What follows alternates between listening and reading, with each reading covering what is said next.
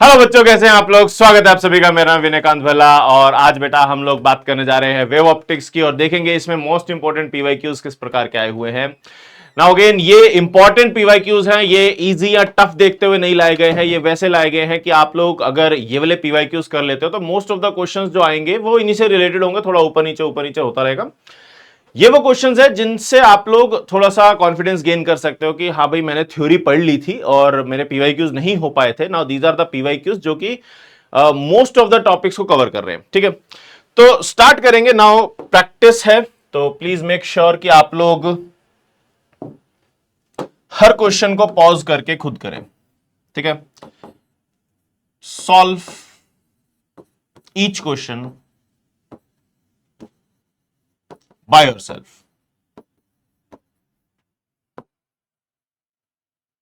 ठीक है, तो अगर आप खुद से नहीं करोगे बेटा तो चीजें रह जाएंगी। बड़ी सीधी सी बात है कि जरूरत इस यहां पर इस समय पर जरूरत जो है वो यही है कि आप लोग खुद से पूरा का पूरा जो क्वेश्चंस है सॉल्व करें, ताकि आप लोगों को एटलीस्ट याद तो आए कि क्या मुझे फॉर्मूलाज पता है या नहीं पता है। अगर आप खुद से नहीं करेंगे आपको पता ही नहीं चलेगा कि मुझे वो फॉर्मूला आता भी है या नहीं आता है। तो आप जब खुद से करेंगे प्लीज क्वेश्चन को पॉज कीजिएगा और सॉल्व कीजिएगा, ताकि रिवीजन भी यहीं पे ही हो जाए साथ के साथ ही।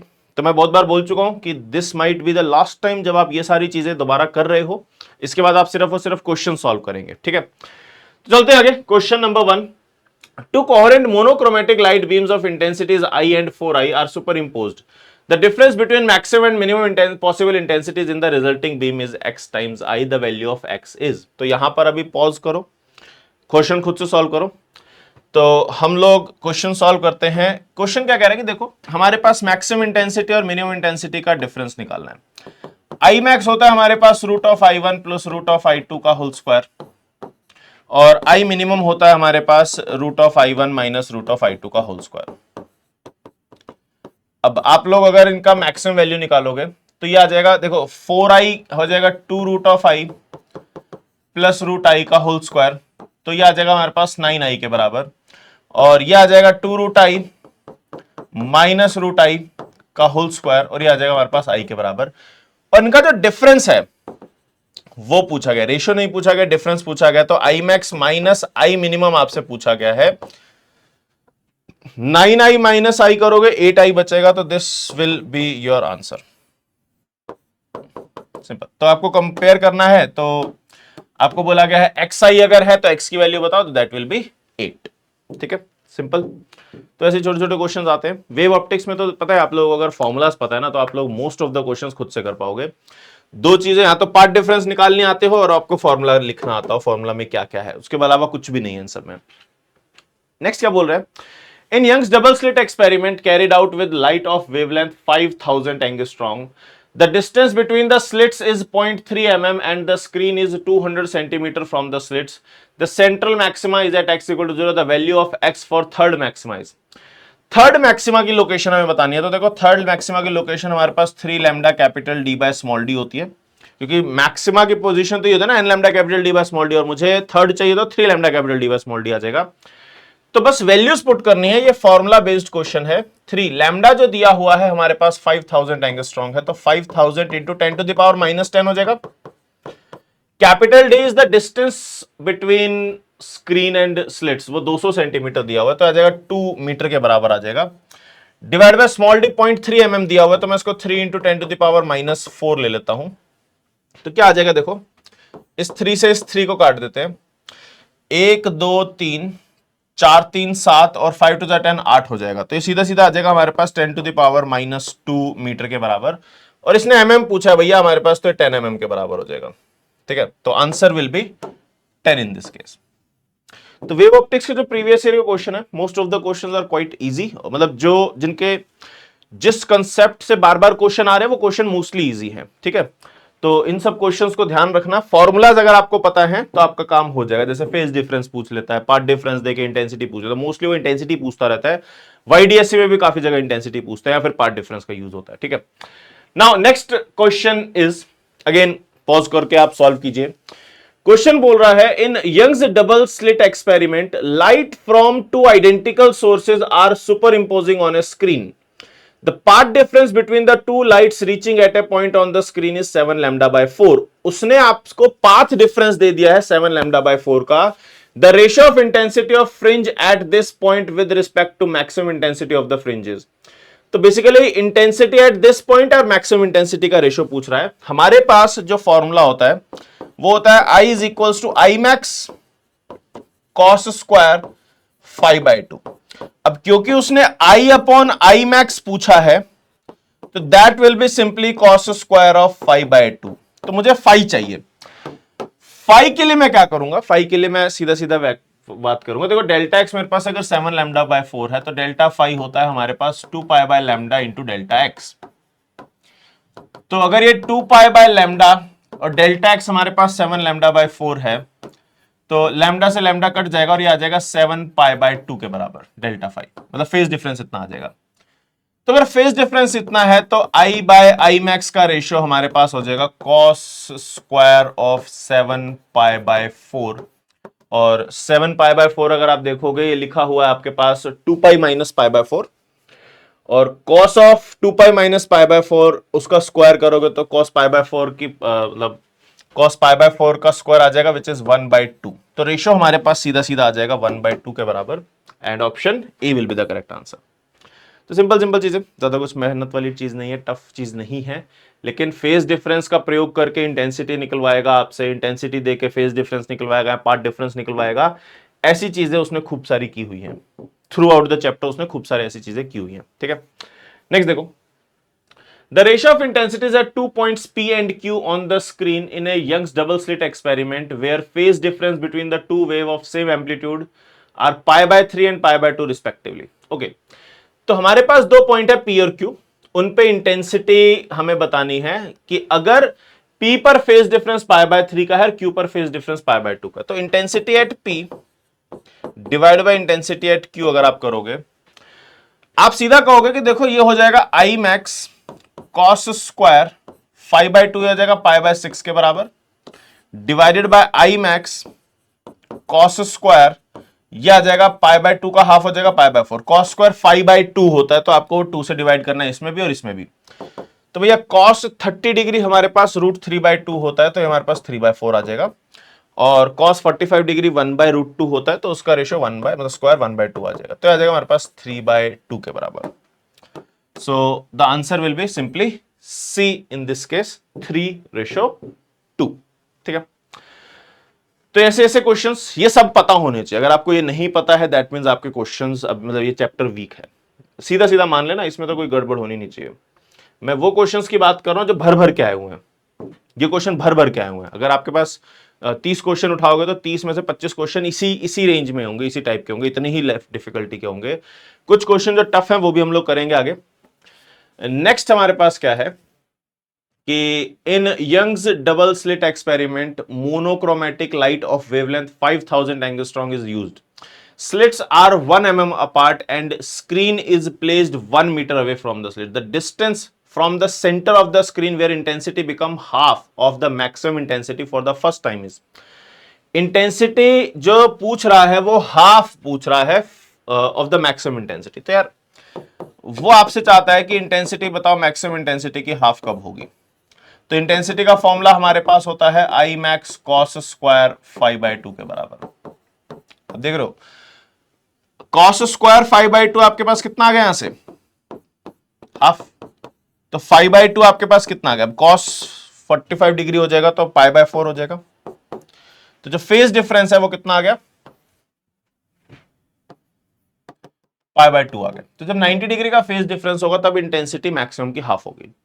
लेकिन उसने हमसे फेज डिफरेंस नहीं पूछा, उसने हमसे पूछा है the distance from the centre of the screen, मुझसे y की वैल्यू पूछी है। तो y के लिए सबसे पहले मुझे डेल्टा एक्स निकालना पड़ेगा। तो हमारे पास जो डेल्टा फाई होता है वो होता है 2 pi by lambda times delta x. तो ये हमारे पास π/2 है is equal to 2 pi by lambda into delta x. तो पाई से पाई काट दो और डेल्टा एक्स आ जाएगा मेरे पास λ/4। और अगर डेल्टा एक्स λ/4 है तो y हमारे पास होता है डेल्टा एक्स हमारे पास होता है y small d by capital D के बराबर। वही देखो फॉर्मूला पे फॉर्मूला, फॉर्मूला पे फॉर्मूला, इसके अलावा कुछ नहीं कह रहा है। तो डेल्टा एक्स अगर मेरे पास Y small D by capital D है तो वाई की वैल्यू आ जाएगी delta X capital D by small D. Delta X हमने लैम्डा बाय 4 निकाला into capital D by small D, बस वैल्यूज डालनी है। तो लैम्डा की वैल्यू कितनी है हमारे पास 5000 एंगस्ट्रॉम, तो मैं लिखूंगा 5000 into 10 to the power -10 divided by 4 into capital D by small D. Capital D हमारे पास 1 मीटर है और स्मॉल डी हमारे पास 1 mm है, तो 1 बाय 10 टू द पावर -3 इस टाइप से आ जाएगा। और इसने बोला है कि जो distance from the centre of the screen intensity become half is dash into 10⁻⁻6 metre की टर्म में लाना है। तो ये हमारे पास देखो कितना आ जाएगा 3 3 6, तो आ जाएगा हमारे पास 5/4। एक काम करो 10 टू पावर -6 चाहिए ना, 3 एक उठा लो, 500 यहां से ले लेते हैं, 10 टू द पावर -6 बच जाएगा। तो यह आ जाएगा 125 into 10 to the power -6 metre के बराबर, जो अपने को y की वैल्यू चाहिए। तो 125 विल बी योर आंसर। ठीक है, एक बार दोबारा इस क्वेश्चन को देख लो खुद से भी। ऐसे क्वेश्चन अगर नहीं हुआ था खुद से तो एक बार देख लो कहां गलती हुई है, क्या आता है क्या नहीं आता है। वो सारी चीजें अगर आप नहीं देखोगे तो यह रह जाएगा। ठीक है, और बड़े सिंपल सिंपल से फॉर्मूलाज हैं। फॉर्मूलाज अपने वेव ऑप्टिक्स में टफ नहीं है, बहुत सिंपल फॉर्मूलाज है। सिंपल सिंपल से आपके जैसे y की वैल्यू, डेल्टा एक्स की value in terms of y कितना है, फेज डिफरेंस कितना है, पार्ट डिफरेंस कितना है, बहुत सिंपल सिंपल से क्वेश्चन है। तो डेल्टा एक्स की वैल्यू हमारे पास लैम्डा बाय 4 आ जाती है, और y की वैल्यू जो हमने देखी तो lambda capital D by 4d आ रही है, और वो बस वैल्यूज डालनी थी, lambda capital D by 4 times small D, and you will get your answer. ठीक है, अगेन दिस क्वेश्चन आपके सामने है, इसको एक बार पॉज करो, यहां पर ट्राई करो सॉल्व करने की, और कोशिश करो पहली बारी में फर्स्ट आंसर आए। तो आप लोगों को जो फोकस करना है वो करना है एक्यूरेसी ओवर स्पीड। आपको कोई जल्दी नहीं है। अगर आप चाहते हो कि अब से भी अगर आप लोग और अच्छा सा करना चाहते हो तो बड़ी सिंपल सी बात है, आप लोग स्पीड कभी भी बना सकते हो, लेकिन आप एक्यूरेसी हमेशा नहीं बना सकते। एक्यूरेसी बनाने में सालों लगते हैं, स्पीड बनाने में आपको हफ्तों लगते हैं। अगर आप एक्यूरेटली क्वेश्चन सॉल्व कर पा रहे हो तो आप प्रैक्टिस करके स्पीड बढ़ा पाओगे, लेकिन अगर आप एक्यूरेटली क्वेश्चन सॉल्व नहीं कर पा रहे हो तो आप कुछ भी कर लो, आप एक्यूरेसी नहीं बढ़ा पाओगे। तो जब भी क्वेश्चन कर रहे हो इतने आराम से करो कि भैया एक बारी में ही आंसर सही आना है, यही अपना टारगेट होना चाहिए। ठीक है, तो इसके लिए क्वेश्चन देखते हैं क्या बोल रहा है कि two wavelength lambda 1 and lambda 2 are used in Young's double slit experiment। lambda 1 हमें 450 नैनोमीटर दिया हुआ और lambda 2 हमें 650 नैनोमीटर दिया है। The minimum order of fringe produced by lambda 2 which overlaps with fringe produced by lambda 1 is n। The value of n is okay। What does this mean? हमारे पास ये कह रहा है कि देखो there is a point at some distance y जहां पर हमारे पास लैम्डा 1 का भी क्या मिल रहा है, मिनिमम ऑर्डर फ्रिंज मिल रहा है, और लैम्डा 2 का भी क्या मिल रहा है, मिनिमम ऑर्डर फ्रिंज मिल रहा है। इसने बोला है कि the minimum order of fringe, अच्छा सॉरी मिनिमम ऑर्डर बोल रहा है, not the minima. Minimum order of fringe produced by lambda 2 which overlaps with fringe produced by lambda 1। तो दोनों का मैक्सिमम मिल रहा है। तो लैम्डा 1 के कॉरस्पॉन्डिंग मान लेते हैं हमें एमथ मैक्सिमम मिलता है, और लैम्डा 2 के कॉरस्पॉन्डिंग मान लेते हैं हमें एनथ मैक्सिमम मिलता है। ठीक है, तो जैसे इसने बोला है कि fringe produced by lambda 1 is an. ठीक है, तो इसके लिए हमारे पास ये डिस्टेंस एम बीटा के बराबर हो जाएगा, और लैम्डा 1 के लिए, और लैम्डा 2 के लिए ये डिस्टेंस हमारे पास एन बीटा 2 के बराबर हो जाएगा लैम्डा 2 के लिए। और क्योंकि दोनों का वाई सेम है, आप ऐसे समझ सकते हो ना कि अगर एम फ्रिंजेस हैं तो एक फ्रिंज विड्थ अगर बीटा के बराबर होती है तो M fringe width M beta के बराबर होगी। वैसे ही अगर यहां पर एन टाइम्स बीटा 2, मतलब यहां पे एन फ्रिंजेस बन रही है बीटा 2 लैम्डा 2 के कॉरस्पॉन्डिंग, तो एक फ्रिंज विड्थ अगर हमारे पास बीटा 2 के बराबर है तो N fringe width N beta 2 के बराबर होगी, और ये दोनों यहां पर ओवरलैप हो रही है। ओवरलैप होने का मतलब है दोनों के लिए y की वैल्यू सेम है, यानी कि n टाइम्स बीटा 1 हमारे पास m टाइम्स बीटा 1 हमारे पास n टाइम्स बीटा 2 के बराबर है। तो m times lambda 1 capital D by small D is equal to n times lambda 2 capital D by small D. तो m times lambda D by D तो cut जाएगा, lambda 1 हमारे पास 450 है और n टाइम्स लैम्डा 2 हमारे पास 650 है। तो यहां से हमारे पास n बाय m की वैल्यू आ जाएगी 450 डिवाइड बाय 650। तो आ जाएगा 5 9 जा 45, 5 13 जा। तो रेशो हमारे पास ही आ गया। तो इसने बोला था minimum order of fringe produce by lambda 2। अब क्या है ना कि n और m का रेशो 9:13 है and they both should be integer. तो मिनिमम टू मिनिमम n की वैल्यू जो हो सकती है वो 9 हो सकती है, उसके बाद 18 हो सकती है, मतलब जब वो 9 होगा तो m 13 होगा, जब n 18 होगा तो वो 26 होगा, लेकिन हमें मिनिमम वैल्यू चाहिए। तो n की जो मिनिमम वैल्यू हो जाएगी इसके कॉरेस्पॉन्डिंग वो 9 हो जाएगी and that will be your answer. तो value of n will be 9। ठीक है, क्लियर है? ओके, नेक्स्ट चलते हैं। नेक्स्ट क्या है हमारे पास कि the width of one of two slits in Young's double slit experiment is 4 times that of the other slit, the ratio of maximum to the minimum intensity in the interval. अब ये question मैं क्यों लाया हूं, देखो इस question से बहुत बार पूछ चुका है, लेकिन एक छोटी सी ना सिचुएशन है जो कि आपको पता होनी चाहिए। हमारे पास जो इंटेंसिटी होती है फ्रॉम स्लिट वो डायरेक्टली प्रोपोर्शनल टू विड्थ होती है। ये एनर्जी से आ जाता है कि अगर जितनी ज्यादा विड्थ होगी उतनी ज्यादा एनर्जी पास करेगी और उतनी ज्यादा इंटेंसिटी होगी। बट एक प्रॉब्लम है कि एक दो क्वेश्चन में उन्होंने पता क्या किया, उन्होंने कुछ चेंजेस कर दिए। उन्होंने बोला कि यार देखो हम लोग को पता है कि जो इंटेंसिटी है the width, intensity directly proportional width होती है, हमें पता है, लेकिन उसने क्या बोला, उसने चेंज कर दिया। उसने बोला amplitude is directly proportional to width. Amplitude directly proportional to width नहीं होता, लेकिन उन्होंने बोल दिया, जिसकी वजह से क्या हुआ कि अब क्वेश्चन में तो उन्होंने लिख दिया कि consider amplitude is directly proportional to width. तो जब उन्होंने क्वेश्चन में लिख दिया ना, तो ये चीज चाहे कितनी सही हो ये इनवैलिड हो गई। और ये इनवैलिड होने की वजह से जिसने intensity amplitude directly proportional to width लेके क्वेश्चन किया उनका सही हो गया, जिन्होंने ये चीज की उनका गलत हो गया। क्यों? चाहे ये चीज सही थी बट फिर भी उन्होंने क्वेश्चन में जो चीज बोली थी वो चीज आपको फॉलो करनी है। तो इन केस अगर ऐसा आपको दिखता है कि क्वेश्चन में कुछ ऐसा उन्होंने बोला है जो कि रियलिटी से थोड़ा सा डिफरेंट है, जैसे इसमें डिफरेंस आता है कि इंटेंसिटी विड्थ के प्रोपोर्शनल होना और एम्पलीट्यूड विड्थ के प्रोपोर्शनल होने में डिफरेंस है, अगर ऐसा आपको मिलता है तो प्लीज मेक श्योर आप जो क्वेश्चन में बोला गया है उस पर ध्यान दें और उसको सॉल्व करें, उसके अकॉर्डिंग सॉल्व करें। ठीक है, now coming back to the question, इसने बोला है कि the width of one of the slits in a YDSE experiment is 4 times that of other slit, यानी कि अगर पहले वाले की इंटेंसिटी 4 आई है तो दूसरे वाले की आई है। तो अगर इंटेंसिटी विड्थ 4:1 में तो इंटेंसिटी भी 4:1 में होगी। तो the ratio of maximum to minimum intensities, अब आपको क्योंकि I max by I minimum निकालना है तो it will be but root of this plus root of this का होल स्क्वायर, तो आ जाएगा हमारे पास 9i और सब्ट्रैक्ट करोगे तो 2 root I minus root I का होल स्क्वायर, तो I आ जाएगा, तो दैट विल बी 9:1। तो क्वेश्चन किया हुआ है आप लोगों का, डेफिनेटली किया हुआ, बस ये एक इंपॉर्टेंट चीज का ध्यान रखना, अगर कुछ डिफरेंट बोल देता है तो आपको क्या करना है, याद रह जाएगा? याद रह जाएगा तो फटाफट से बता दो मुझे, फिर हम लोग आगे बढ़ते हैं। नेक्स्ट क्वेश्चन देखते हैं, ये कहना चाह रहा है, इन YDSE the distance between the slits varies with in time as d is equals to d naught plus a sin of omega t, where d naught omega a naught are constant. The difference between the largest fringe width and the smallest fringe width obtained over the time is given by, आप small D को change कर रहे हो और वो beta में difference की बात कर रहे हो। देखो हमारे पास जो बीटा होता है वो होता है lambda capital D by small D.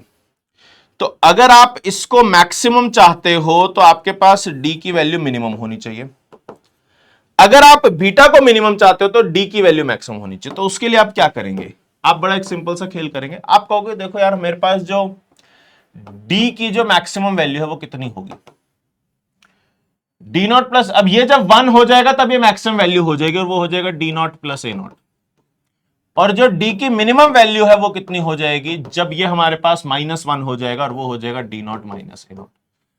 अब जब उसने डिफरेंस पूछा है बीटा का, तो इसने कहा है कि the difference between largest fringe width, यानी कि beta maximum minus beta minimum की वो बात कर रहा है, तो वो हो जाएगा lambda capital D by small D minimum minus lambda capital D by small D maximum.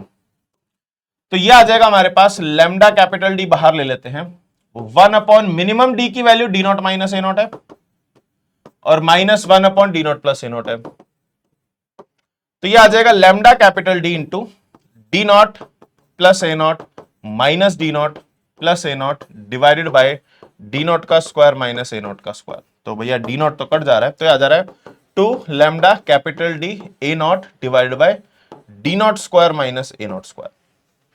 तो बस ऑप्शन चेक कर लो, 2 लैम्डा कैपिटल डी, इधर डी नॉट से मल्टीप्लाई हो रहा है, इधर ए नॉट से मल्टीप्लाई हो रहा है, तो option C will be the correct answer. Simple है ना। तो अब यही क्वेश्चन वहां पे बैठ के यार मैक्सिमम कैसे निकालेंगे, मिनिमम कैसे निकालेंगे, ऐसा नहीं होना चाहिए। उसके लिए थोड़ा सा प्रिपेयर रहना, ठीक है। चलो आगे, जैसे ये क्वेश्चन है, I will suggest, highly suggest कि इस क्वेश्चन को तुम लोग ढंग से बैठ के करो, चाहे 2 बार करना पड़े, 3 बार करना पड़े। अगर तुम इस क्वेश्चन को खुद से कर ले रहे हो तो बहुत ही बढ़िया चीज है, खुद से नहीं कर ले रहे हो तो यानी कि अभी आपको पार्ट डिफरेंस वाली चीजें जो है वो क्लियर नहीं है, तो उसके लिए आपको नोट्स को दोबारा रेफर करना ही पड़ेगा। सिंपल क्वेश्चन है, टफ क्वेश्चन नहीं है, ठीक है। तो एक बार क्वेश्चन देख लेते हैं क्या बोल रहा है क्या नहीं बोल रहा है। क्वेश्चन सेज कि consider a Young's double slit experiment as shown in figure, what should be the slit separation small D in terms of lambda such that first minima occurs directly in front of slit S1। आप यहां पर first minima चाहते हो, तो यहां पर first minima होने का मतलब है कि जो पाथ डिफरेंस होना चाहिए वो लैम्डा बाय 2 होना चाहिए। ये बात तो आपको पता होनी ही चाहिए। पहला मिनिमा आता है लैम्डा बाय 2 पर, दूसरा मिनिमा आता है 3 लैम्डा बाय 2 पर, तीसरा मिनिमा आता है 5 लैम्डा बाय 2 पर। ये हमारे पास बेसिक इंटरफेरेंस का बेसिक रहता है, ठीक है। और अगर ऐसा है तो हो क्या रहा है, एक हमारे पास जो एनर्जी है वो मतलब वेव है वो S1 से P पे जा रही है, दूसरी जो हमारे पास वेव है वो हमारे पास S2 से P पर जा रही है। उन्होंने ये 2D दिया हुआ है, D दिया हुआ, बहुत बड़े डिस्टेंसेस नहीं है, तो ये डिस्टेंस तो देखो 2D के बराबर ही है। ये डिस्टेंस निकालोगे आ जाएगा इसका स्क्वायर प्लस इसका स्क्वायर अंडर, इसका स्क्वायर प्लस इसका स्क्वायर अंडर द रूट, तो D square plus 4D square under the root, तो आ जाएगा हमारे पास रूट ऑफ 5D के बराबर। तो वो 2D है, वो रूट 5D। अब बताओ यहां से रूट 5D है, यहां से रूट 2D है, तो हमारे पास जो पाथ डिफरेंस होगा, जितना वो डिस्टेंस चला है, वो रूट ऑफ 5D में से 2D को सब्ट्रैक्ट करोगे तो आ जाएगा ना। फर्स्ट मिनिमा के लिए path difference should be lambda by 2, तो आप इसको लिखोगे lambda by 2 is equal to D into root of 5 minus 2, और यहां से D की वैल्यू आ जाएगी lambda upon 2 into root 5 minus 2। तो आपको D की वैल्यू चाहिए थी इन टर्म्स ऑफ लैम्डा, ये आपके पास आ गई है D की value in terms of lambda, सीधा सीधा lambda upon 2 into root of 5 minus 2, ठीक है। तो ऑप्शन कौन सा हो जाएगा, A option will be the correct answer.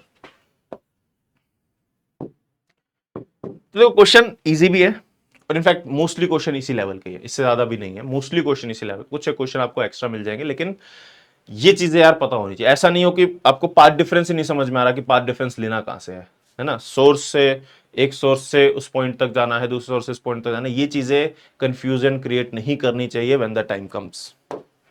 चलो आगे बढ़ते हैं। नेक्स्ट क्वेश्चन क्या कह रहा है, इन YDSC experiment performed using a monochromatic light of wavelength lambda, when glass plate of thickness x lambda is introduced in the path of one of the interfering beam, the intensity at the position where the central maxima occurred previously remains unchanged. The value of x will be. Now, अब क्या होता है ना इसमें कि आपको पता होगा कितने नंबर ऑफ फ्रिंजेस से वो शिफ्ट हुआ है।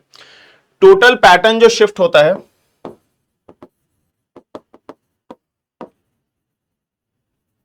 वो होता है हमारे पास nu minus 1 into T capital D by small D से, और नंबर ऑफ फ्रिंजेस अगर आपको चाहिए, नंबर ऑफ फ्रिंजेस शिफ्टेड,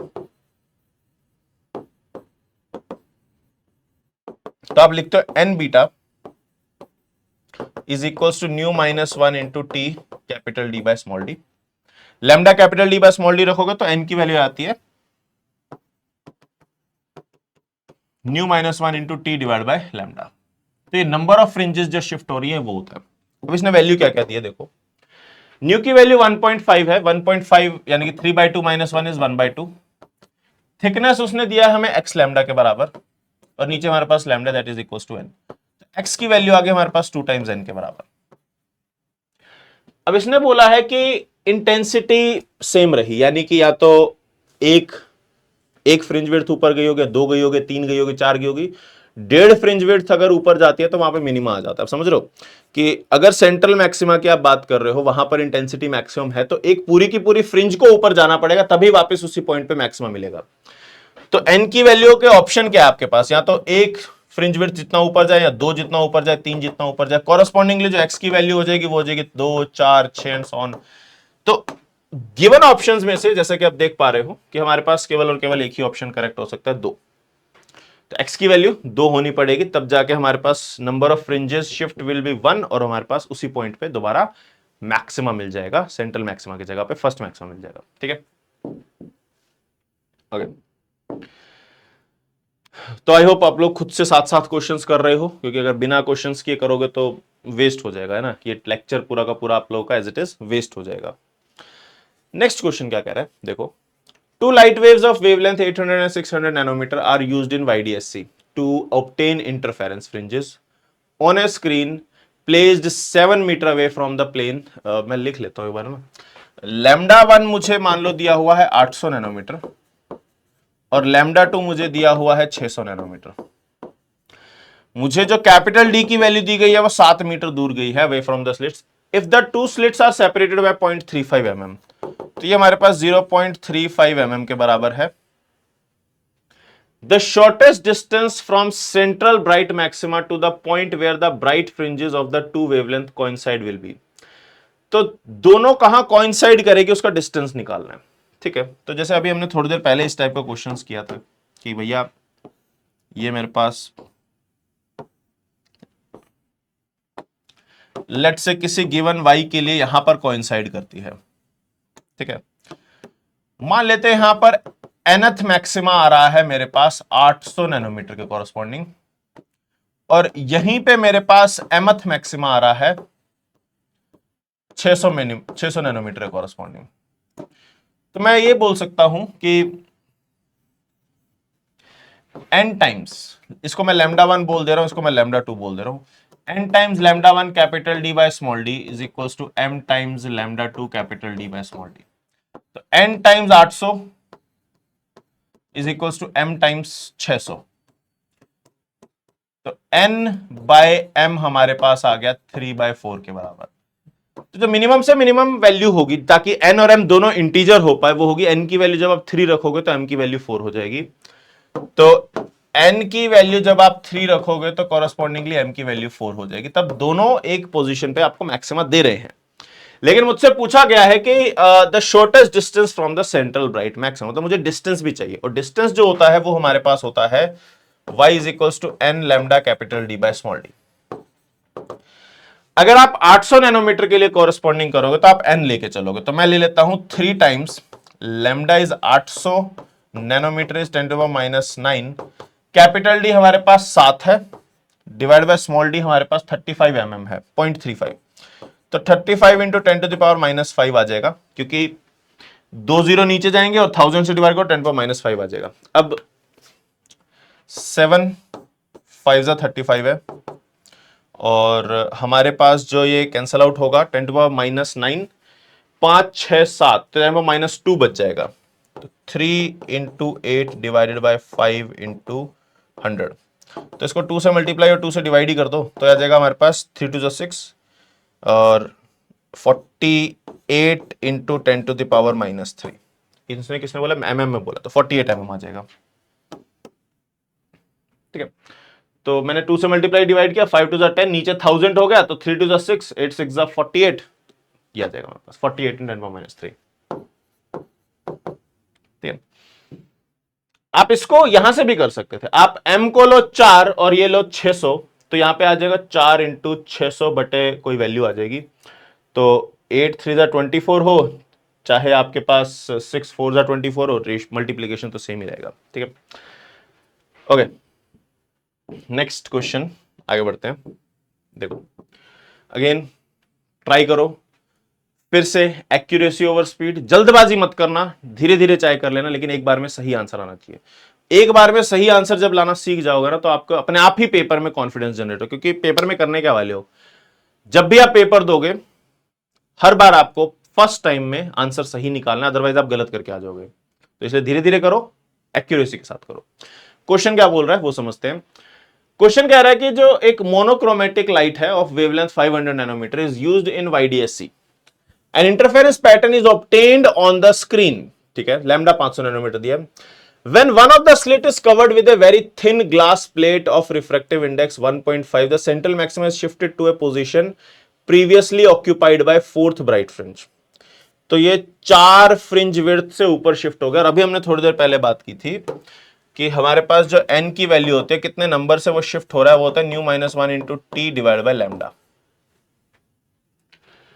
तो उसने बेसिकली सारी वैल्यूज देके हमसे थिकनेस पूछ लिया है। तो टी की वैल्यू जो हो जाएगी वो हो जाएगी n लैम्डा डिवाइड बाय ν-1। तो बात करते हैं n, 4 फ्रिंज विड्थ जितना शिफ्ट हुआ है तो n की वैल्यू 4 आ जाएगी।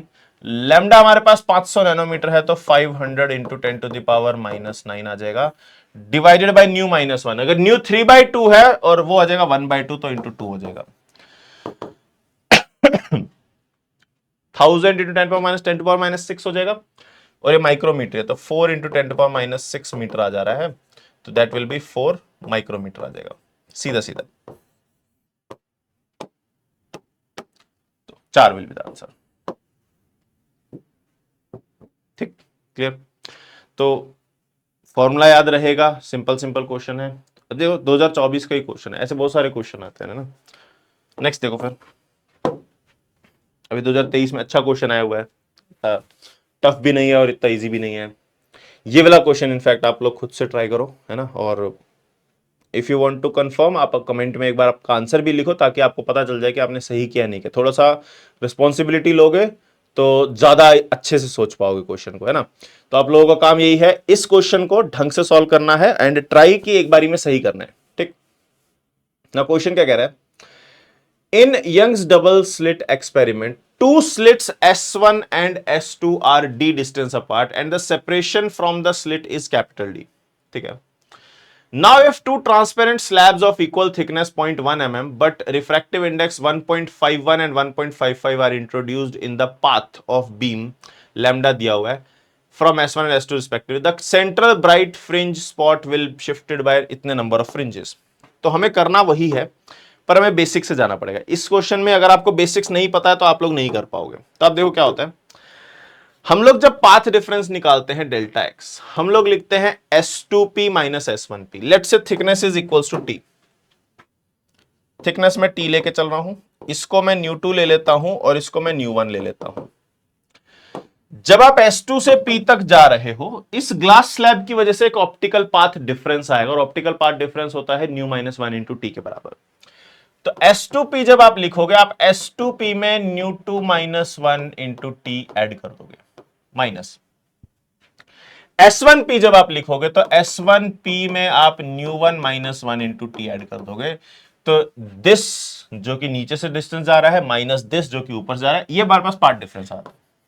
तो डेल्टा एक्स यहां से आ गया S2p माइनस S1p प्लस में t अगर मैं कॉमन ले लूं तो ν2-1 माइनस ν1 प्लस 1, तो ये कट जाएगा और हमारे पास जो पाथ डिफरेंस आ गया वो आ गया S2p माइनस S1p प्लस में ν2 माइनस ν1 इंटू टी के बराबर। अब आप S2p माइनस S1p मैथमेटिकली ये डिफरेंस हम लोग बहुत बार निकालते हैं कि वो हमारे पास y small d by capital D के बराबर आता है, ν2 माइनस ν1 इंटू टी। लेकिन जब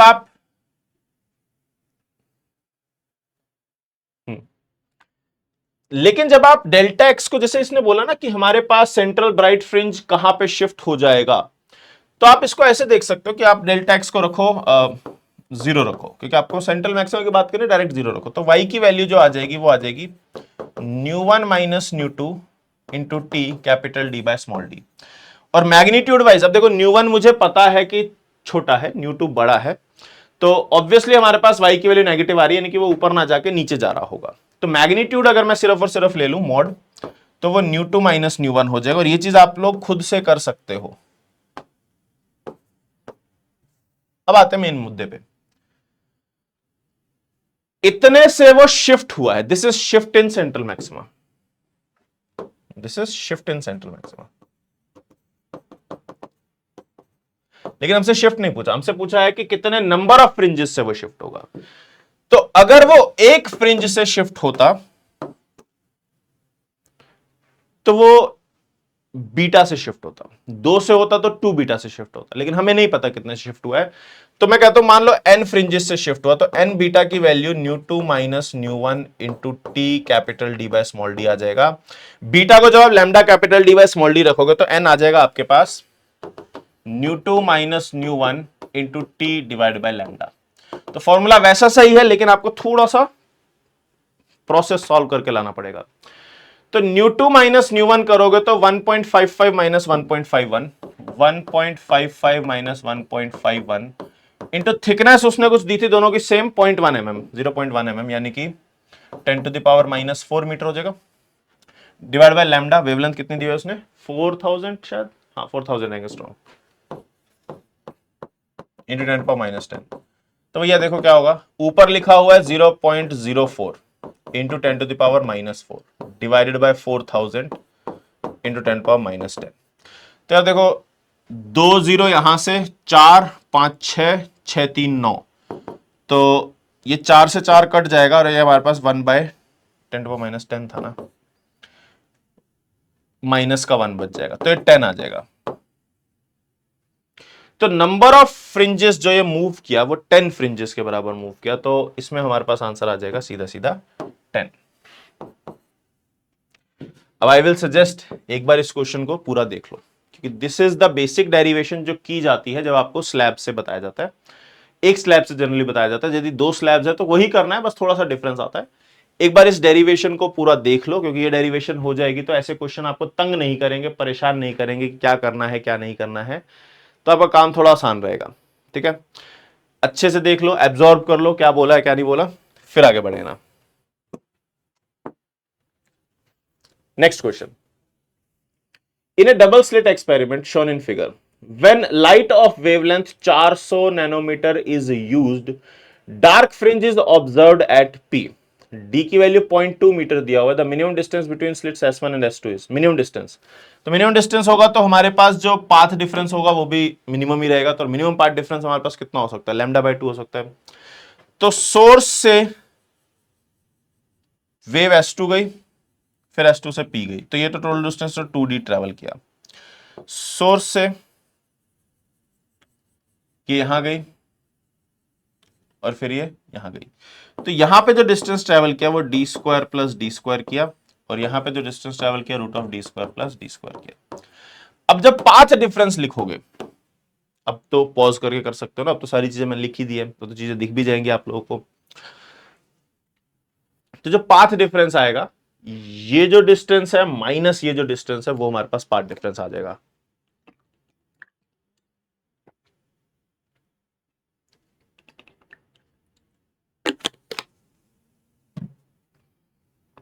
तो delta x root of D square plus D square, ऐसे 2 टाइम्स है, 2 times of this minus 2 times of capital D. तो डेल्टा एक्स खुद हमारे पास लैम्डा बाय 2 के बराबर होना चाहिए, इसमें से आप 2 कॉमन ले लोगे तो आ जाएगा root of D square plus D square minus D. तो लैम्डा बाय 4, इस डी को इधर ले आओ, प्लस में capital D is equal to D square plus D square का रूट, स्क्वायर कर दो, लैम्डा स्क्वायर बाय 16 प्लस में डी स्क्वायर प्लस में 2d lambda by 4 is equal to D square plus small D का square. अब क्योंकि capital D square cut जाएगा हमारे पास, लैम्डा अपने आप में ना बहुत छोटी क्वांटिटी है, 400 नैनोमीटर, उसका स्क्वायर तो यार देखो बहुत ही छोटा हो जाएगा, तो आप इसको इग्नोर कर सकते हो। तो आपके पास ये आ जाएगा 2 lambda capital D, sorry lambda capital D by 2 is equal to small D का स्क्वायर। अब उसने पूछा हमसे क्या है, the minimum distance between the slit, small D की वैल्यू पूछे, तो स्मॉल डी आ जाएगा हमारे पास लैम्डा कैपिटल डी बाय 2 का स्मॉल रूट। लैम्डा उसने बोला 400 नैनोमीटर यानी कि 400 into 10 to the power minus 9। Capital D उसने बोला है 2 बाय 10 के बराबर, और नीचे 2 है ही है, तो 2 से 2 कट जाएगा, एक 0 से एक 0 काट देते हैं, तो 4 इंटू 10⁻⁸ है, उसको आप 2 इंटू 10⁻⁴ लिख सकते हो, 2 इंटू 10⁻⁴ मीटर के बराबर। And as they are asking about millimetre, तो ये हमारे पास आ जाएगा 9 है ना, 8 है तो -4, तो 0.2 इंटू 10⁻⁻3,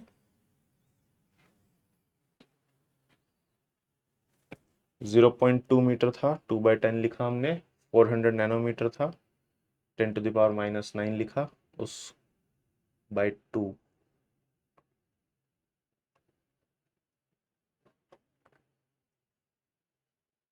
हाँ, अच्छा, हाँ, इसमें शायद कहीं पे एक वैल्यू की गड़बड़ है, 10⁻⁻4 जैसे सही है, मतलब आंसर इसका ये ठीक है, बट आप लोग इसको एक बार नेट ऑनलाइन चेक करेंगे तो थोड़ा सा स्टेट शायद कहीं पे कोई वैल्यू की चेंज था, तो वो आपको दिख जाएगा, पर करना ऐसे ही है, करने में कोई कंफ्यूजन नहीं है। ये डिस्टेंस माइनस ये डिस्टेंस करना है और उसके बाद आपको सॉल्व कर देना, you will get your answer, और कुछ नया करने की जरूरत नहीं है इसमें, ठीक है। इसका ध्यान रखना, यहाँ पे थोड़ा सा शायद क्वेश्चन में गड़बड़ है, करना वही है लेकिन आप लोगों को। नेक्स्ट देखो, हमारे पास microwave of wavelength 2 centimetre falls normally on a slit of width 4 से। अच्छा, अब ये डायफ्रैक्शन आ गया। डायफ्रैक्शन के फॉर्मूलाज बेटा आप लोगों को पता होने चाहिए कि मिनिमा कहां मिलता है, मैक्सिमा कहां मिलता है, एंगल साइन थीटा कब लगाना है, थीटा कब लगाना है, सब चीजें पता है। जैसे हमारे पास होता है ना, मिनिमा की कंडीशन क्या होती है, कंडीशन फॉर मिनिमा हमारे पास जो होती है जनरली, अगर हमारे पास थीटा बहुत छोटा होता है तब हम थीटा लिखते हैं, otherwise general condition is sine theta is equal to N lambda by A, और if theta is very small तब जाके हम थीटा को एन लैम्डा बाय ए लिखेंगे, nth minima, condition for nth minima है ये। तो ऐसा नहीं कि हमेशा theta equal to N lambda by A लगा, तो ध्यान रखो कि लैम्डा बाय ए बहुत छोटा है भी कि नहीं है, तो अलग अलग वैरायटी के क्वेश्चन में वो कंफ्यूज करने की कोशिश करता है। जैसे क्वेश्चन देख लेते हैं हम लोग, a microwave of wavelength 2 centimetre falls normally on a slit of width 4 centimetre. आप देख रहे हो कि वेवलेंथ 2 सेंटीमीटर है और ये 4 सेंटीमीटर है, अब ये बहुत छोटा वैल्यू नहीं है, तो साइन थीटा हमारे पास जो होगा, the angular spread of central maxima, central maxima की जहां तक बात है हमारे पास कि सेंट्रल मैक्सिमा का एंगुलर स्प्रेड बताना है, तो इसका मतलब ये है, दे आर आस्किंग अबाउट कि देखो हमने एक स्लिट ली, ये लिया, हमारे पास इधर फर्स्ट मिनिमा है, इधर फर्स्ट मिनिमा है, तो टोटल ये कितना स्प्रेड है, ये एंगल बताओ मुझे। तो अगर मैं फर्स्ट मिनिमा के लिए बात करूं, साइन थीटा हमारे पास लैम्डा बाय ए होता है, लैम्डा उसने 2 सेंटीमीटर बोला है और विड्थ हमें 4 दिया होता है, हाफ आ जा रहा है, तो साइन थीटा हाफ लोगे तो थीटा हमारे पास 30 डिग्री आएगा, और जो एंगल होगा, जो टोटल फैलाव होता है, जो ये पूछ रहा है हमसे कि the spread, angular spread total कितना वो फैल रहा है, वो हमारे पास 2 थीटा के बराबर फैल रहा है, तो ये 60 डिग्री आंसर होगा। तो ये छोटी छोटी चीजों का ध्यान रखना है, चाहे आपको फॉर्मूला भी आते हो, ऐसा ना हो कि स्टेटमेंट गलत पढ़ लो, स्टेटमेंट रीड करना भी बहुत जरूरी है, ठीक है। नेक्स्ट देखो, फिर नेक्स्ट क्वेश्चन आप लोग खुद से एक बार ढंग से अच्छे से ट्राई करो। क्वेश्चन क्या कह रहा है कि a monochromatic light of wavelength 6000 angstrom is incident on the single slit of width 0.01 millimeter. The diffraction pattern is formed at the focus of convex lens of focal length 20 centimeter. The linear width of the central maxima is, okay, linear width की बात कर रहा है, इसमें क्या क्या दिया हुआ है, सबसे पहले तो आपको लैम्डा दिया हुआ है 6000 एंगस्ट्रॉम का, दूसरा आपको जो a दिया हुआ है वो 10⁻⁻5 दिया हुआ है ना, ये 1/100, 1/1000 और -5। फिर इसको आप देख सकते हो 6 इंटू 10⁻⁻10 + 3 -7 मीटर। अब क्या बचा, diffraction pattern is formed at the focus of a convex lens, तो जो फोकस है वही हमारे पास कैपिटल डी की तरह बिहेव करता है, वो 20 सेंटीमीटर यानी कि 0.2 मीटर के बराबर है। Now the thing is the linear width of the central maxima is, तो लीनियर विड्थ क्या होता है, लीनियर विड्थ का मतलब होता है कि देखो हमारे पास जो सेंट्रल मैक्सिमा बन रहा है इस तरीके से बनता है ना वो, तो इसकी विड्थ कितनी है, तो इसकी विड्थ के लिए पहले आप इसमें एंगल की बात करोगे, देखो ये हमारे पास 2 थीटा होता है और ये डिस्टेंस हमारे पास कैपिटल डी होता है, तो ये विड्थ होती है वो हमारे पास आ जाती है कैपिटल डी टाइम्स 2 थीटा, और capital D into 2 times theta की वैल्यू, अगर थीटा बहुत छोटा है, बताओ लैम्डा बाय ए करोगे तो आपके पास 10 to the power -7 divide by 10 to power -5 10 to power -2, तो 6 इंटू 10 पावर -2 यानी कि बहुत छोटी वैल्यू है। तो आप डायरेक्ट लिख सकते हो थीटा, और वो हमारे पास थीटा की वैल्यू आ जाती है लैम्डा बाय ए के बराबर, क्योंकि थीटा हाफ एंगल लिया जाता है ना, theta is lambda by A. तो 2 lambda capital D by small A will be your answer. तो विड्थ जो हो जाएगा 2 lambda capital D divide by small A, तो वैल्यूज डाल दो 2, लैम्डा की जगह डालोगे 6 into 10 to the power -7, capital D हमारे पास हो जाएगा 2/10 डिवाइड बाय स्मॉल ए हमारे पास हो जाएगा 10 टू द पावर -5। तो 5 -7 ऊपर -2 है, नीचे जाके 1000 हो जाएगा, 2 2 4 6 4 24/1000 यानी कि 24 mm हो जाएगा। ठीक है, मीटर्स मिलीमीटर्स इन सब का ध्यान रखना है भैया, गलती नहीं करनी है। पता चले सब आता था, इधर 24 mm भी लिखा हुआ है, 240 mm भी लिखा हुआ है, कोई जल्दबाजी में 240 लगा दिया, 2.4 लगा दिया। इन चीजों से बचना, बहुत ध्यान रखना। ठीक है, आते हुए क्वेश्चन गलत नहीं होना चाहिए। नेक्स्ट क्वेश्चन देखो भैया क्या हो रहा है। नेक्स्ट क्वेश्चन हमारे पास कुछ इस प्रकार से है कि in a single slit diffraction pattern, single slit diffraction pattern, diffraction formulas diffraction के दिमाग में ले आओ। Light of wavelength 6000 angstrom is used. The distance between the first and the third minima in the diffraction pattern is found to be 3 mm. When the screen is placed 50 centimeter away from the slits, the width of the slit is. ठीक है, ये क्या बोल रहे हैं? Formula based again. इसने बोला कि देखो हमारे पास जो फर्स्ट एंड थर्ड मिनिमा है, ये मेरे पास फर्स्ट मिनिमा है और यहां कहीं मेरे पास थर्ड मिनिमा है। इनके बीच की दूरी अपने को दी गई है, हमें ए पूछा गया है, कैपिटल डी दिया गया है। अब क्या होता है ना कि अगर आप एंगल्स की बात करो, लैम्डा बाय ए, अब क्योंकि इसने बहुत छोटी छोटी वैल्यूज ली है, यानी कि हमारे पास हम अप्रोक्सीमेशंस ले सकते हैं। ये जो एंगल होता है ये हमारे पास लैम्डा बाय ए होता है, और थर्ड मिनिमा के लिए एंगल 3 लैम्डा बाय ए होगा। तो जो इनके बीच का एंगल डेल्टा थीटा, जो डिफरेंस होगा डेल्टा थीटा, वो डेल्टा थीटा आपके पास आ जाएगा 3 lambda by A minus lambda by A which is equal to 2 lambda by A. तो अगर एंगल 2 लैम्डा बाय ए का है, कैपिटल डी डिस्टेंस है, तो जो इनकी विड्थ W होगी, तो इनके बीच की जो विड्थ हो जाएगी capital D into delta theta हो जाएगा। तो हमारे पास विड्थ आ जाएगा 2 lambda capital D divide by small A. अब क्योंकि उसने ए पूछा है तो वो 2 lambda capital D divide by width करना पड़ेगा। तो लैम्डा कितना है? लैम्डा 6000 एंगस्ट्रॉम, तो 6000 इंटू 10 पावर -10। कैपिटल डी उसने डिस्टेंस दिया था 50 सेंटीमीटर अवे, तो हाफ मीटर हो जाएगा 1/2। विड्थ उसने बोला है 3 mm, तो 3/1000 कर देते हैं, 3/1000।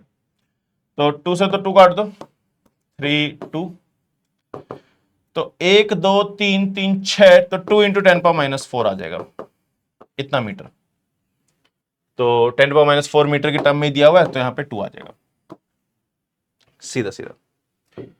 तो ये सब पता होना चाहिए, फॉर्मूला ही नहीं पता, थर्ड मिनिमा कहां है, किस एंगल पे है, पता ही नहीं, तो आप रह जाओगे। ठीक है, तो फॉर्मूलाज याद कर लो, रट लो, सीधे सीधे क्वेश्चन है, कोई टफ नहीं है, कोई मुश्किल नहीं है, कोई ज्यादा हैवी क्वेश्चन भी नहीं है इस केस में। ठीक है, नेक्स्ट, ये A parallel beam of monochromatic light of wavelength 600 nanometer passes through a single slit of 0.4 mm width. Angular divergence corresponding to second order minima will be. Angular divergence, अब यही बता रहा है कि टोटल एंगल वो कितना होगा। हमारे पास अगर आप साइन थीटा को 2 लैम्डा बाय ए रखोगे सेकंड मिनिमा के लिए, तो 2 टाइम्स लैम्डा हमारे पास 600 into 10 to the power -9 divide by A हमारे पास 4 इंटू 10 टू द पावर -4 के बराबर होगा। तो भैया 2 2 ये हमारे पास 300 आ गया। तो अब देखो ये क्या लिखा हुआ है, 10 टू द पावर 4 5 6, तो आ जाएगा 3 into 10 to the power -3 radian. लेकिन ये ना सिर्फ ऊपर की साइड के, उसने एंगुलर डाइवर्जेंस पूछा है। तो आपको ये चीज का ध्यान रखना है कि एंगुलर डाइवर्जेंस का मतलब है कि यहां पर और यहां पर टोटल, अब ये हमारे पास 2 लैम्डा बाय ए है, तो ये भी हमारे पास 2 लैम्डा बाय ए होगा सेकंड मिनिमा के लिए ना, मोनोक्रोमेटिक एंगुलर डाइवर्जेंस को second order minima would be, हाँ। तो सेकेंड ऑर्डर मिनिमा के लिए जो एंगुलर डाइवर्जेंस होगा तो वो 4 लैम्डा बाय हो जाएगा, मतलब 2 लैम्डा बाय का डबल हो जाएगा। तो हमारे पास थीटा अगर ये आ गया है तो 2 theta will be the answer, यानी कि 6 into 10⁻³ radian.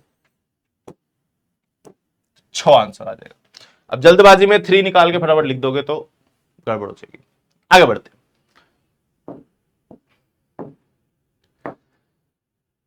Orange light of wavelength 6000 into 10⁻⁻10 meter illuminates a single slit of width 0.6 into 10⁻⁴ meter. The maximum possible number of diffraction minima produced on both sides of the central maxima is. Okay. ये थोड़ा सा different type का question है, लेकिन ये चीज आपको पता होनी चाहिए। अब इसके बहुत ज्यादा क्वेश्चंस नहीं है, लेकिन स्टिल अगर आपको ये पता नहीं होगा, ऐसे क्वेश्चन अगर आ गए तो दिक्कत हो जाएगी। तो ध्यान से समझना इस चीज को। हम लोग चेक कैसे करते हैं? हम लोग चेक करते हैं कि देखो हमारे सामने अगर स्क्रीन है, ये इस तरीके से है, हमें पता है जो मैक्सिमा होता है वो n लैम्डा बाय a पर होता है, मतलब साइन थीटा हमारे पास n लैम्डा बाय a पर होता है। तो let's try to find out, let's find number of minima at infinity. मतलब आप जब यहां इंफिनिटी पे जाकर चेक करना चाहते हो, मतलब एंगल जब आपके पास कितना है 90 डिग्री है, कौन से नंबर का मिनिमा आ रहा है, तो आप लिखोगे sine of 90 degree is equal to n times lambda हमारे पास है 6 इंटू 10⁻⁻7 और a हमारे पास है 6 इंटू 10⁻⁵। तो ये 1 हो गया, वो 1/100 हो गया, तो n की वैल्यू आ गई 100। n की वैल्यू 100 आने का मतलब क्या है कि यहां पर हमारे पास इंफिनिटी पर 100th मिनिमा होगा, ऐसे ही नीचे इंफिनिटी पर 100th मिनिमा होगा। तो ये मिनिमास जो है वो इंफिनिटी पे है, ये स्क्रीन पे नहीं है। तो स्क्रीन पे कहां से चालू होगा? स्क्रीन पे 99th मिनिमा से होगा और ये फर्स्ट मिनिमा तक यहां होगा। सिमिलरली नीचे भी फर्स्ट मिनिमा से लेकर 99th मिनिमा तक रहेगा। तो ऊपर 99 मिनिमा है, नीचे 99 मिनिमा है, तो टोटल मिनिमास जो हो जाएंगे वो हमारे पास ऊपर वाले 99 और नीचे वाले 99 को ऐड करोगे तो 198 के बराबर होंगे। तो इंफिनिटी पे जो मिनिमा मिलेगा that will not be on the screen, वो सीधा छत पे चला गया। स्क्रीन पे उससे जस्ट नीचे वाला मिनिमम 100 से नीचे वाला 99th मिनिमा मिलेगा। तो 99th से लेकर फर्स्ट मिनिमा यहां पे होंगे और वैसे ही नीचे हमारे पास होंगे। तो ये हमारे पास टोटल 198 मिनिमा मिलेंगे। तो आंसर विल बी, ठीक है, सिंपल। तो ये हमारे पास क्वेश्चन आता है डायफ्रैक्शन पैटर्न पे। अब हमारे पास आता है पोलराइजेशन। पोलराइजेशन में दो ही चीजें होती हैं, या तो वो आपसे पोलराइड को घुमा दिया, ऐसे कर दिया वैसे कर दिया, उस टाइप के क्वेश्चन पूछता है, या फिर वो ब्रूस्टर्स एंगल पे पूछता है। तो ब्रूस्टर्स एंगल आप लोगों ने अगर किया होगा, उसके 2-4 क्वेश्चन भी किए होंगे, तो ये सब चीजें बहुत सिंपल आसान, ठीक है। तो क्वेश्चन क्या बोल रहा है? Beam of unpolarised light of intensity I0 is passed through a Polaroid A and then through another Polaroid B which is oriented so that its principal plane makes an angle of 45 degree relative to that of A. The intensity of emergent light is okay. हमारे पास पहला जो है Polaroid वो इस तरीके से रखा गया है, लाइक दिस। दूसरा जो पोलरॉइड है वो 45 डिग्री का एंगल बना रहा है।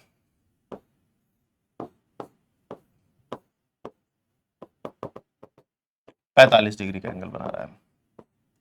तब लाइट की बात करते हैं। देखो यहां पर अनपोलराइज्ड लाइट थी, यहां पर इंटेंसिटी I0 थी।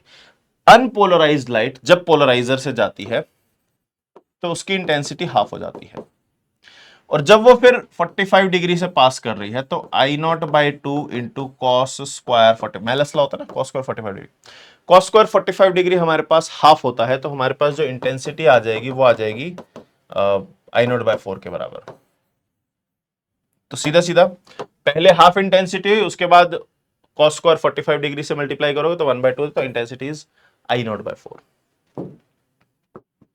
ये क्वेश्चन पूछे गए हैं, simple simple direct formula based. When a Polaroid sheet is rotated between two crossed Polaroids, then the transmitted light intensity will be maximum for a rotation of। तो हमें बताना है कि कितना उसको रोटेट किया जाए ताकि हमारे पास मैक्सिमम इंटेंसिटी निकले। तो दो पोलरॉइड्स पहले ही थे, उसके बीच में एक पोलरॉइड शीट डाली गई है और उस शीट को रोटेट किया जा रहा है। तो हमारे पास क्या होगा, पहला पोलरॉइड तो देखो हमारे पास इस तरीके से लगा हुआ है, लाइक दिस। दूसरा पोलरॉइड हमें बोला गया है कि 90 डिग्री पे लगा हुआ है, लाइक दिस। तीसरा पोलरॉइड हमने जो है वो इस तरीके से लगा दिया, which makes an angle of theta from here and 90 minus theta from here. तो अगर आपके पास लाइट आती है, लेट्स से यहां पर इंटेंसिटी आई I0, पहले इंटेंसिटी होती है हाफ, उसके बाद क्योंकि इसके और इसके बीच में एंगल थीटा है तो कॉस स्क्वायर थीटा का फैक्टर आता है, फिर इसके और इसके बीच में एंगल 90 माइनस थीटा है तो cos square of 90 minus theta का फैक्टर आता है। तो बड़ी सिंपल सी बात है, जो फाइनल इंटेंसिटी होगी, पहले I0 थी, उसका हाफ हुआ, उसका कॉस स्क्वायर थीटा हुआ, फिर उसका साइन स्क्वायर थीटा हुआ। तो अगर आप इसको 4 से मल्टीप्लाई डिवाइड कर दोगे तो आ जाएगा हमारे पास I0 by 8 into 4 sine theta, sorry 2 sine theta cos theta, 2 sine theta cos theta का होल स्क्वायर। तो it becomes I0 by 8 sine 2 theta का होल स्क्वायर। अब आपको I मैक्सिमम करना है तो आपको साइन 2 थीटा मैक्सिमम करना है। साइन 2 थीटा मैक्सिमम होगा जब 2 थीटा 90 डिग्री होगा। तो आपको I मैक्स करना है, आपको इसको मैक्सिमम करना है। तो साइन 2 थीटा की मैक्सिमम वैल्यू 1 जब 2 थीटा हमारे पास 90 डिग्री होगा और थीटा हमारे पास कितना होगा, 45 डिग्री होगा। तो 45 डिग्री का एंगल बनाना चाहिए, तब जाके हमारे पास आंसर आएगा। तो 45, option D will be the correct answer. ठीक है, तो आपको स्टेप बाय स्टेप निकाल के करना है। वैसे अगर आपने पहले ऐसे किए होंगे तो आप देखते ही समझ जाओगे 45 डिग्री पे होगा, कुछ करने की जरूरत ही नहीं पड़ेगी। ठीक है, नेक्स्ट क्वेश्चन पे चलते हैं। नेक्स्ट क्वेश्चन क्या कह रहा है, when unpolarized light is incident at an angle of 60 degree on a transparent medium from air, the reflected ray is completely polarized, the angle of refraction in this medium is। अब now ये हमारे पास Brewster's angle का case है, और Brewster's angle आपको पता होगा क्या होता है, जब रिफ्लेक्टेड एंड रिफ्रैक्टेड रेज हमारे पास 90 डिग्री पर होती है तब ऐसा सिनेरियो हमें मिलता है। तो आप क्या करो,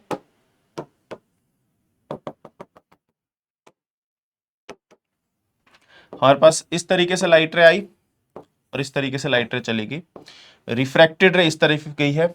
अब क्या है ना, उसने बोला है कि unpolarised light is incident at an angle of 60 degree, तो ये भी हमारे पास 60 डिग्री हो जाएगा on A transparent medium from it. The reflected ray is completely, अब रिफ्लेक्टेड रे कंप्लीटली पोलराइज तब होगी जब ये दोनों 90 डिग्री पे होंगे। अब ये 60 है, 90 है, तो बचा हुआ एंगल कितना होगा, 30 डिग्री। तो हमारे पास जो एंगल ऑफ रिफ्रैक्शन है वो 30 डिग्री आ जाएगा, और इसने वही पूछा है the angle of refraction in this medium is 30 degree. तो हमारे पास ये आ जाएगा 30 डिग्री के बराबर। ठीक है, तो ये हमारे पास ब्रूस्टर एंगल। ब्रूस्टर एंगल में आपसे वो जब पूछता है कि भैया रिफ्रैक्टिव इंडेक्स भी पूछता है, तो मैं वही बता देता हूं। अगर आप इसको आई लोगे तो ये भी आई हो जाएगा, ये 90 डिग्री होता है, फिर ये हमारे पास 90 माइनस आई हो जाता है। तो आप स्नेल्स लॉ लगाते हो, आप लिखते हो 1 sine of I is equal to nu sine of 90 minus I. तो आपके पास फिर tan आई की वैल्यू, tan ऑफ आई की वैल्यू न्यू हो जाती है और आई आ जाता है tan इनवर्स न्यू। ये हमारे पास वो एंगल होता है जिसपे ये चीज पॉसिबल होती है। अब उसने ये नहीं पूछा था, इसने कुछ और चीज पूछी। अब वो ऐसे भी कर सकता है, आई की वैल्यू दे दे, वो बोल दे कि 60 डिग्री पे हुआ, पोलराइजेशन हुई, बताओ रिफ्रैक्टिव इंडेक्स कितना रहा होगा। तो आई की वैल्यू 60 डालो, tan 60 degree will be new, और न्यू √3 आ जाएगा। ये पॉइंट्स भी आपको ध्यान रखने हैं, पूछ सकता है। तो आई गेस आज के लिए हम लोग इतना ही करेंगे। इसमें बेटा आपके सारे वो सारे क्वेश्चंस हो रहे हैं जो कि आप लोगों को जरूरत है पता होने चाहिए कि कैसे कैसे करना है। ठीक है, और भी क्वेश्चंस है, नो डाउट हम लोग सारे क्वेश्चन नहीं कर सकते हैं ऑब्वियसली, लेकिन ये वो क्वेश्चंस है जो कि आपको एटलीस्ट ये आइडिया दे देंगे किस टाइप के क्वेश्चंस आते हैं। मतलब 80% चांसेस है कि जो क्वेश्चन आएंगे वो इन्हीं टाइप के क्वेश्चंस में से आएंगे। ठीक है, तो इन क्वेश्चंस को अच्छे से कर लेना, इनका कोई भी कंसेप्ट आपका रहना नहीं चाहिए। ठीक है, तो ठीक है बच्चों, आज इतना ही करते हैं, अगली बार मिलेंगे, तब तक के लिए ऑल द वेरी बेस्ट, बड़े से पढ़ाई करते रहो।